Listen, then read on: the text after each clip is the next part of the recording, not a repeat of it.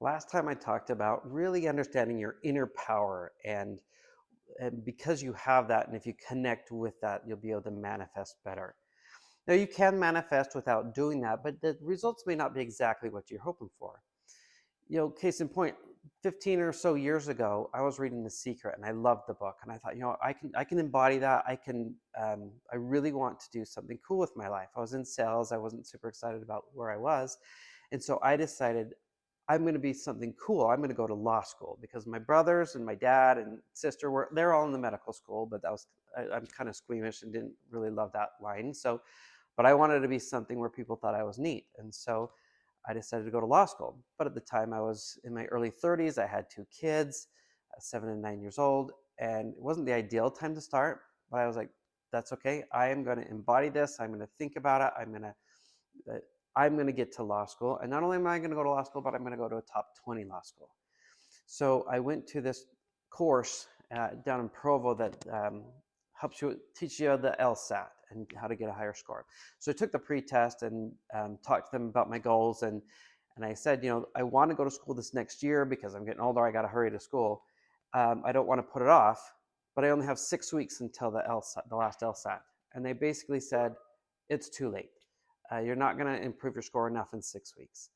But I believed in myself. I believed in The Secret. I took the test, and my score was just good enough to be on the low end of getting in to George Washington University in Washington, D.C. So I was like, great, this is working for me. I'm going to go out to school, and then I'm going to go work for a big law firm. So I get out to school, and I start going through law school, and I enjoyed it. But then I started to learn that in law, um, a lot of times you're representing a client, and the main goal is to get the most for them. And so a lot of times you have to go after the deepest pockets, and so you keep tying other people to the lawsuit until you get enough deep pockets to pay off your client for what they're looking for. And I didn't love that idea of just tying up people in litigation. And then also I didn't love the idea of your client. You can be representing a client that um, may be guilty, or it's their fault that something happened, and but you still have to give your best to try to protect them. And I didn't like that either. I wanted the good guys to always win.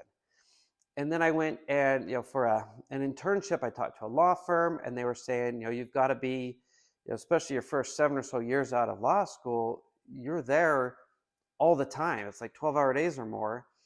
And I had little kids, and so I wasn't sure that I really wanted to miss their whole growing up. And so eventually, at about that first year, I decided, you know what? I don't think that law school and becoming a lawyer is exactly what I really wanted to do with my life. It sounded really cool. I manifested it. I made it happen, but it didn't really fit with what I wanted to do in life. And had I, I left law school, and then I was able to coach my daughter's soccer games and my son's basketball games, and go to their choir concerts and really be a part of their life, and that was more fit on what I wanted to do. But I've always wondered, what if I would have manifested from a point of understanding what my higher self was best for my higher self and what God wanted me to do. How it would have been different and better. We spent all of our money moving across the country and getting out there and going through that first year of law school.